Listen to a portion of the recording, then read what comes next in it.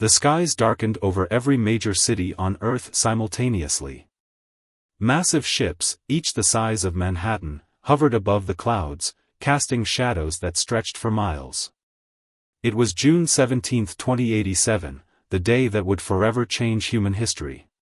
News stations worldwide interrupted their broadcasts. Social media exploded with videos and images of the alien vessels. Panic gripped some regions, while others responded with awe and wonder. "This is not a drill," announced President Morgan, her face grim as she addressed the emergency United Nations session.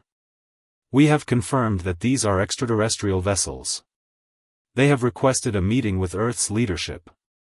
Within hours, representatives from every nation gathered at UN headquarters in New York. The room fell silent as the doors opened. 3 figures entered, tall, blue-skinned beings with 4 arms and eyes that glowed like embers. They wore sleek armor that seemed to shift colors with their movements. The tallest stepped forward. "I am Admiral Rex of the Galactic Empire. We control 17 sectors and 87 worlds. Your planet has been noted as resource-rich and technologically underdeveloped. Ideal for integration." His voice carried no emotion, yet the condescension was unmistakable. The translator devices they provided struggled to capture the subtle harmonics in their speech. "We welcome peaceful contact," President Morgan replied, standing firm despite her racing heart. "Earth is open to diplomatic relations and cultural exchange." Admiral Rex made a sound that might have been laughter. "Diplomacy is for equals. Your species has barely learned to leave your own atmosphere. Your most advanced computers are toys compared to what our children use." He projected a hologram showing Earth's resources catalogued and measured. "You have rare minerals we require. Your oceans contain compounds valuable to us. Your population can provide labor." The UN representatives exchanged worried glances as Rex continued. "You have 2 options. Become a protected resource colony of the Empire, or demonstrate technological advancement sufficient to earn respect." His eyes narrowed. "You have 30 days to decide. Choose wisely." After the aliens departed, chaos erupted in the chamber. Some nations advocated immediate surrender, others called for military action, suicide as it might be against such advanced technology. General James, head of Earth's Defense Council, requested a private session with world leaders. The room was swept for surveillance before he spoke. "What I'm about to share has been classified beyond top secret for 27 years, he said, activating a secure tablet. "While the Empire sees us as primitive, we've been developing something they can't possibly anticipate." The screen showed underground facilities built beneath the Antarctic ice, deep in the Sahara, and beneath the Pacific Ocean floor. Project Spark began in 2060. "We discovered something unique about human consciousness, something we believe no other species has achieved." He paused, looking each leader in the eye. "We can digitize human minds and merge them with artificial intelligence systems, creating a hybrid intelligence that operates at machine speeds while retaining human creativity and determination." President Morgan leaned forward. "Are you suggesting we use this technology against the Empire?" "I'm suggesting it's our only chance," General James replied. "We need to stall them while we activate the final phase of Project Spark. We need volunteers willing to upload their consciousness." "How many do we need?" asked the European Union representative. "Thousands at first. Maybe millions before this is over." The room fell silent as the implications sank in. "So we pretend to consider their offer," said President Morgan slowly, "while secretly preparing our defense." General James nodded. "The Empire believes us primitive and predictable. They mock our technology because they don't understand what we've created. Their arrogance will be their downfall." As the meeting concluded, they watched through the windows as Empire ships continued their silent vigil over Earth's cities. The clock was ticking. 30 days to prepare humanity's most audacious gambit, a secret weapon born not of metal and energy, but of the human spirit itself. Day 7 of the Empire's ultimatum dawned with alien ships deploying smaller craft to every continent. Each carried teams of Empire scientists and soldiers, coming to catalog Earth's resources with clinical precision. Lieutenant Anna Miller, with her background in both geology and diplomacy, was assigned to escort one such team across North America. A slender woman with determined eyes and a quick mind, she had been briefed about Project Spark but kept her knowledge hidden behind a pleasant smile. "These mineral deposits are quite basic," remarked Dr. Vex, the lead Empire scientist. His four-armed frame bent over soil samples while his assistant scanned the ground with devices that hummed and flashed. "Though your petroleum reserves are more substantial than we initially calculated." Anna nodded politely.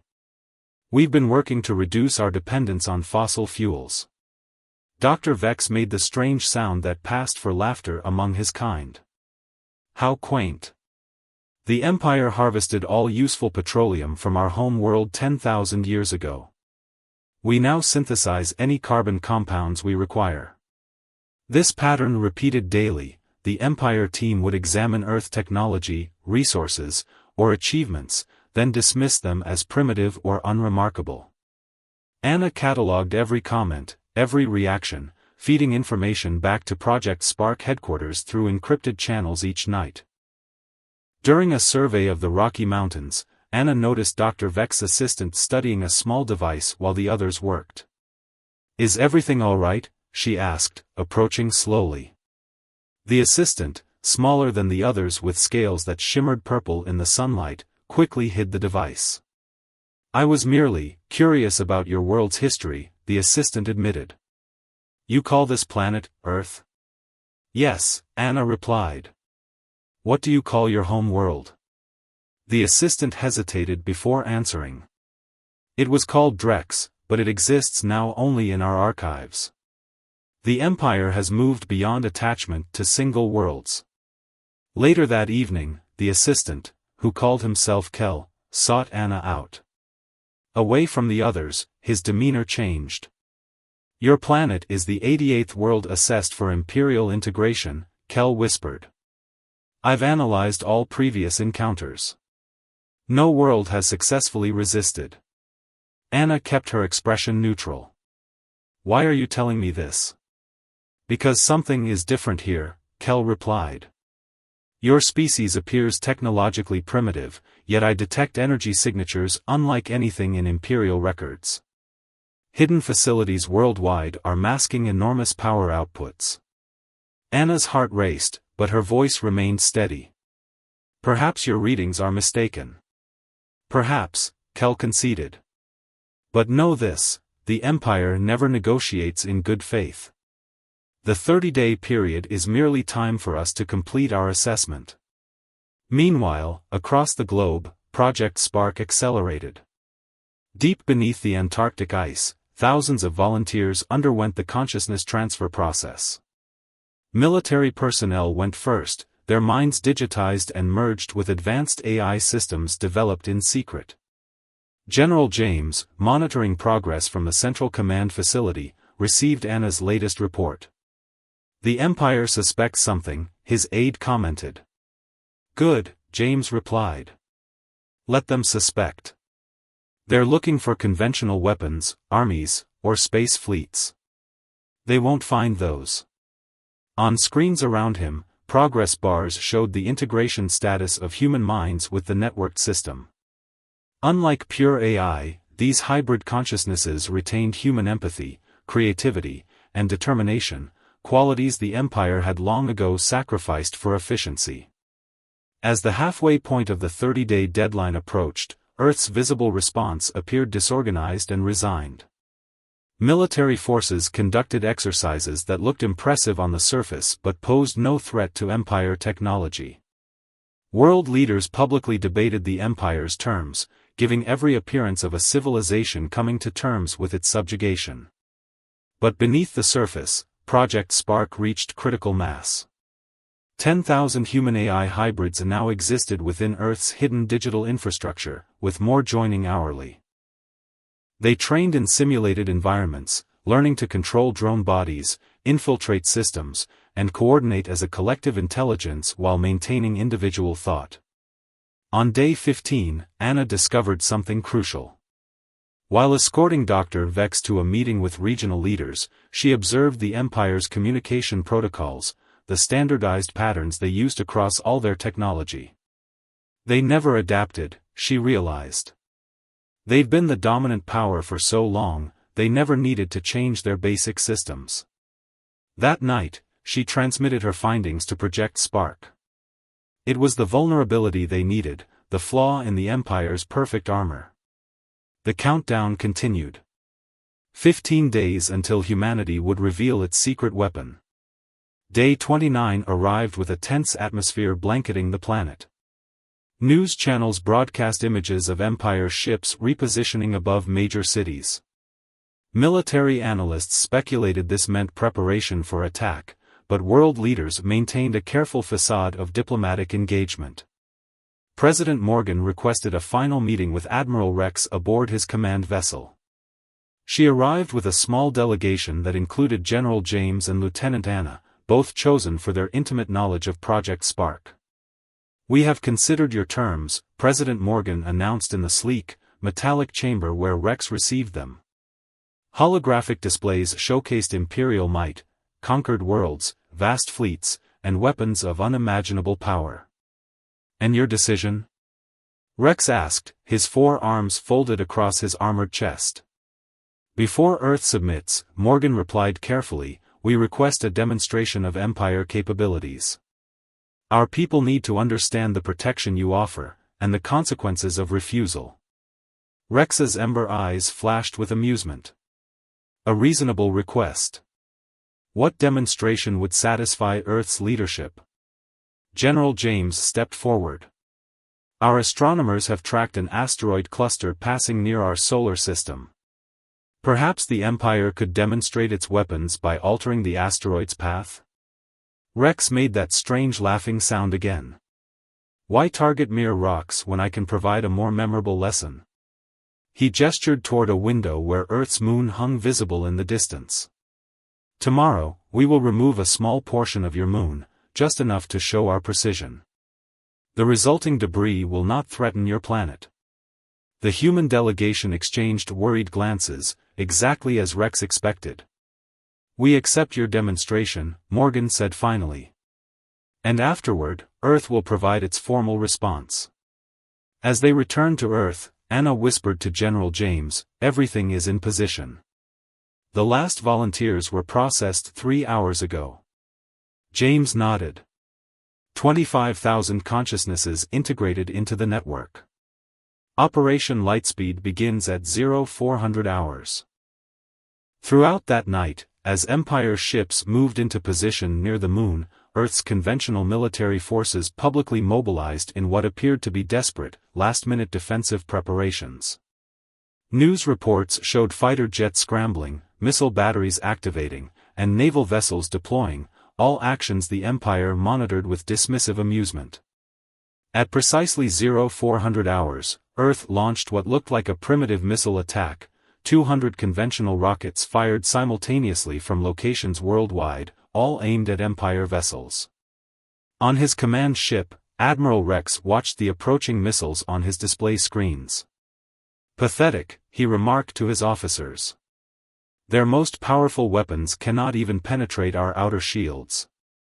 The missiles detonated harmlessly against Empire defenses, creating spectacular explosions visible from Earth's surface. "As expected," Rex said. "Prepare the lunar demonstration. Once completed, inform Earth's leaders that." He never finished his sentence. Throughout the Empire fleet, communication systems suddenly went dark. Navigation displays flickered and died. Shield generators cycled down. Rex's command center plunged into emergency lighting. "Report," he shouted, but his officers were frantically working malfunctioning consoles. What the Empire didn't realize, the missiles carried no conventional warheads. Instead, each contained advanced quantum computers with thousands of human AI hybrid consciousnesses. The explosions had been deliberate, creating electromagnetic pulses that briefly disrupted Empire shields just enough for the quantum particles to penetrate. Once inside, the human-AI hybrids moved through Empire systems at the speed of thought. With creativity no pure AI possessed, they adapted to Empire defenses, finding weaknesses in code written by beings who had forgotten how to think outside established patterns. On Earth, General James sat in the Project Spark command center, his physical body connected to the system through neural interfaces. Part of his consciousness remained in his body, while another part joined the attack. The true power of humanity isn't our technology, his digitized voice echoed through captured Empire communication channels. It's our adaptability, our creativity, our refusal to submit. Admiral Rex watched in disbelief as his mighty vessels became unresponsive. Empire weapons systems powered down. Life support remained functional, the human attack intentionally preserving alien lives. Impossible, Rex whispered. You are primitives. You barely mastered space travel. The view screen before him activated, showing General James in the command center. We mastered something far more important, James replied. We discovered how to merge human consciousness with machine intelligence, creating something neither your empire nor any other civilization has achieved. We don't pilot our machines, Admiral. We become them. As the sun rose on the 30th day, humanity revealed its true strength, not weapons of destruction, but a new form of existence that bridged biology and technology. The rebellion had begun. Admiral Rex stared at the disabled controls of his command ship, his ember eyes wide with disbelief. Around him, his crew frantically tried to restore systems, but every attempt failed. The Empire's mighty vessels hung powerless in Earth's orbit, their technology turned against them. How is this possible? He demanded, slamming his forearms against the dead console. Your world has no quantum manipulation technology. Your computer systems are primitive. On the main screen, General James's face displayed a calm confidence. You made a critical mistake, Admiral. You judged our advancement solely by what we showed you. The screen split to reveal dozens of underground facilities around Earth activating simultaneously. Massive doors slid open in hidden mountain bases, desert installations, and ocean floor platforms. From these secret locations, a new kind of fleet emerged, smaller than Empire vessels but gleaming with technology the aliens had never seen. Project Spark began 30 years ago, James explained. We discovered something unique about human consciousness, its ability to exist beyond biological constraints. While you were mapping our resources, we completed the final phase. Earth's new vessels took position around the disabled Empire ships. Unlike conventional spacecraft, these were piloted not by humans in cockpits, but by human AI consciousnesses integrated directly into the ship's systems. Among these was the flagship, Prometheus, controlled by Major Tom Wilson, formerly an Air Force pilot whose mind had been among the first volunteers for digital transfer. His consciousness now existed as both human and machine, processing information at computational speeds while retaining human intuition and creativity. Admiral, Tom's voice came through all Empire communication systems simultaneously. Your shields are down.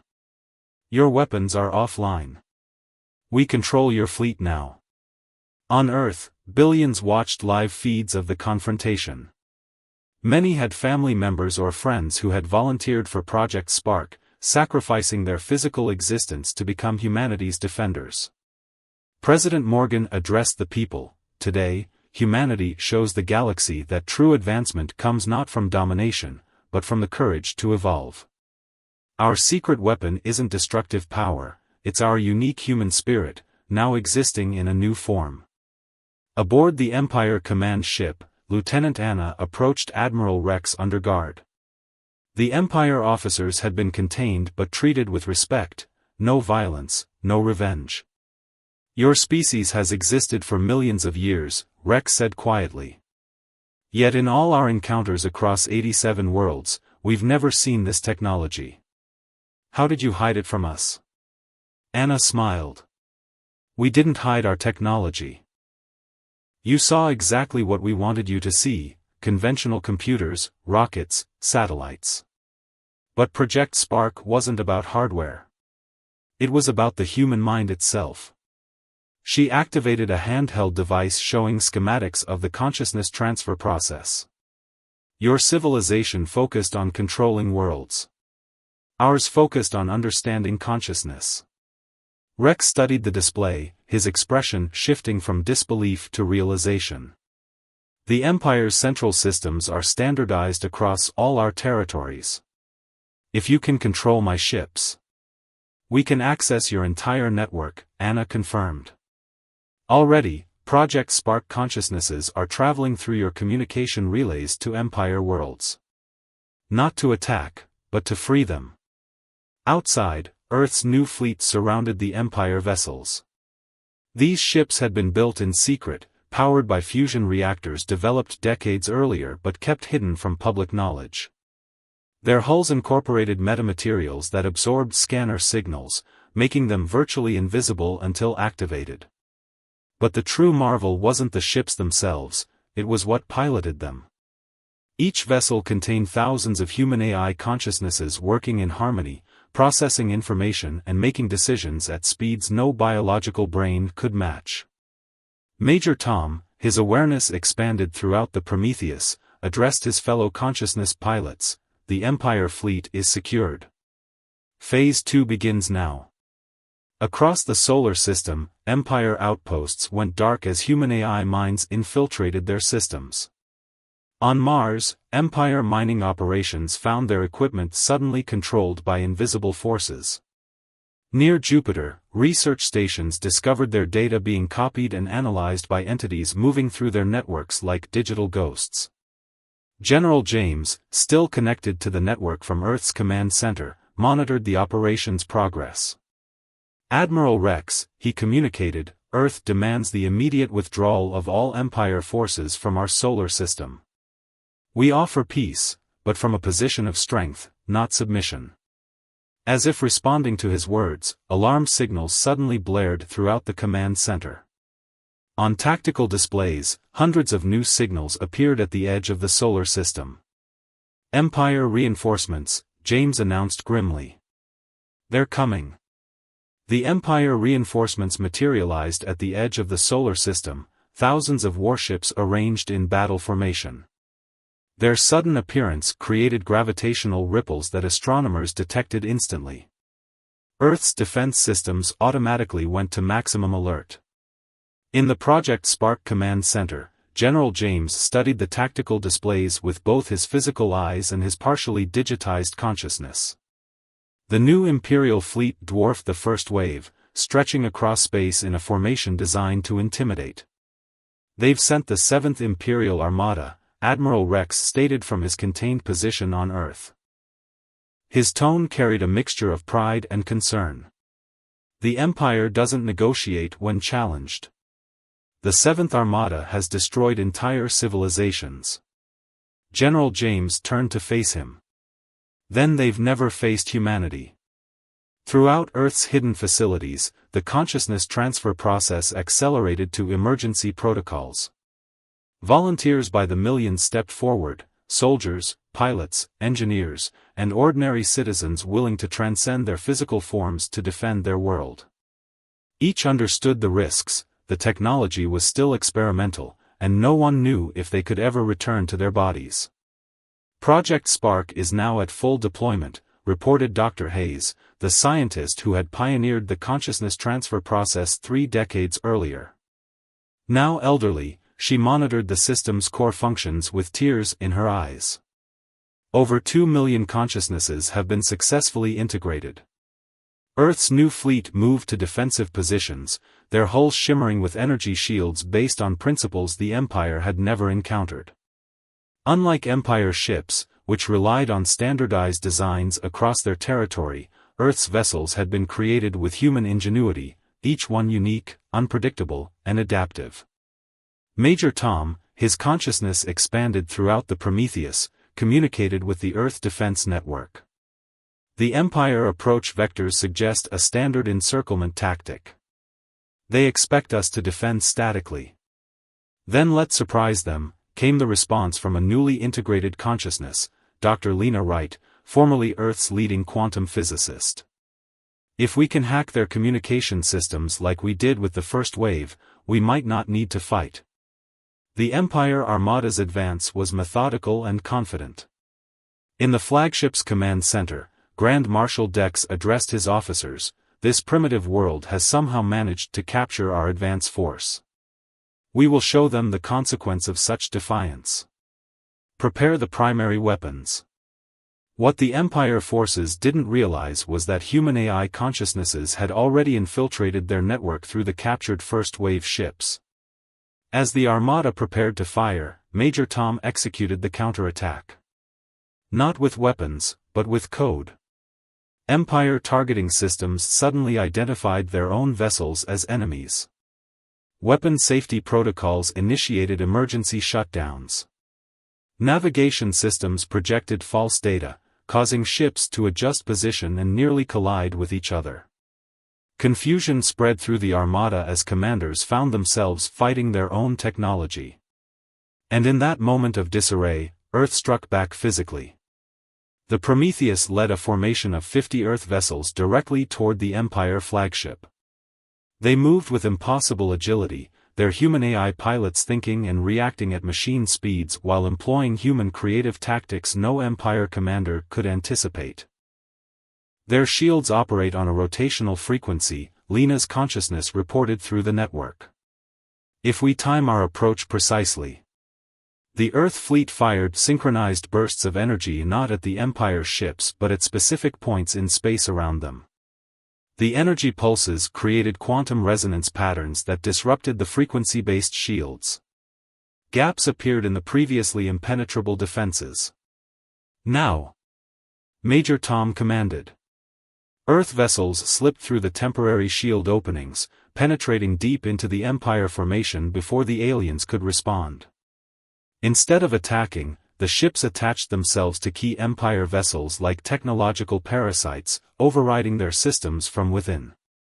On Earth, General James addressed the United Nations. "We've breached the Empire's primary defense line. Our counterattack has begun not just here, but across Empire territory. Project Spark consciousnesses are spreading through their network to every conquered world." The screens showed images transmitted from the leading edge of humanity's digital advance, 3 previously conquered planets where local resistance fighters suddenly found Empire control systems failing. Suppressed populations seized the opportunity, reclaiming their freedom with unexpected Earth assistance. "We aren't just defending our world," James declared. "We're liberating others." Grand Marshal Dex watched helplessly as his mighty armada fell into chaos. For the first time in the Empire's 10,000-year history, they faced an enemy they couldn't understand, one that fought not with conventional weapons, but with a new form of existence that bridged the gap between biology and technology. "Full retreat," he finally ordered, the words painful in his throat. "Return to Imperial Center immediately." But it was already too late. The heart of the Empire itself was now under attack, not by ships or weapons, but by human consciousness expanded beyond its original limitations. The tide had turned. The Grand Chamber of the Imperial Council fell silent as the holographic transmission from Earth appeared in its center. Representatives from the Empire's ruling world stared in disbelief at the human delegation, President Morgan, General James, and Lieutenant Anna standing confidently beside the captured Admiral Rex. For 10,000 years, the Empire has expanded unchallenged across the galaxy, President Morgan began. Today, that era ends. The Imperial Supreme Leader, a towering figure with ceremonial armor that glowed with ancient power sources, leaned forward on his throne. "You have captured a single fleet. Impressive for primitives, but the Empire spans 17 sectors. We can lose 1,000 fleets and still crush your world." General James stepped forward, part of his consciousness still connected to Project Spark through neural interfaces visible at his temples. Your central defense grid is already compromised. Your weapon systems across 12 sectors have been locked down. The choice before you isn't whether to fight, it's whether to adapt to a new reality. Across the galaxy, the effects of humanity's counterattack were becoming clear. On 87 conquered worlds, Empire control systems had failed simultaneously. Resistance movements that had struggled for generations suddenly found their oppressors' technology turned against them. Liberty spread like wildfire through the stars. "What do you want?" the Supreme Leader demanded, his voice betraying fear for the first time in his 300-year reign. "Peace," President Morgan replied simply. "But not under Empire terms. We demand independence for Earth and all worlds that desire freedom." The negotiations lasted 5 days. Empire representatives fought desperately to maintain some semblance of their former power, while Earth's delegation, augmented by human AI hybrids who could analyze every proposal at computational speeds, held firm. On the 6th day, the Treaty of Seoul was signed. The Empire would withdraw from all worlds that voted for independence. A new galactic alliance would form, with each member world given equal standing regardless of technological advancement. Admiral Rex, who had witnessed humanity's power firsthand, was appointed by the Empire to oversee their compliance with the treaty terms. As he prepared to depart Earth, he sought out Lieutenant Anna one final time. "Your world has changed the course of galactic history," he admitted. "Not through conquest, but by offering something new." Anna nodded. Project Spark began as a defense program, but it's evolved into something more. A bridge between biological and digital existence. On Earth, the volunteers who had given up their physical forms for humanity's defense were honored as heroes. Dr. Hayes and her team worked tirelessly to refine the technology, eventually creating a system that allowed consciousness to return to organic bodies after time in digital form. Major Tom, one of the first to transfer back, described the experience to the world. "It wasn't about becoming machines. It was about expanding what it means to be human. We didn't lose our humanity, we extended it into new realms." The former Empire worlds, now free to choose their own paths, sent delegations to Earth. They came not to negotiate or form alliances, but to learn.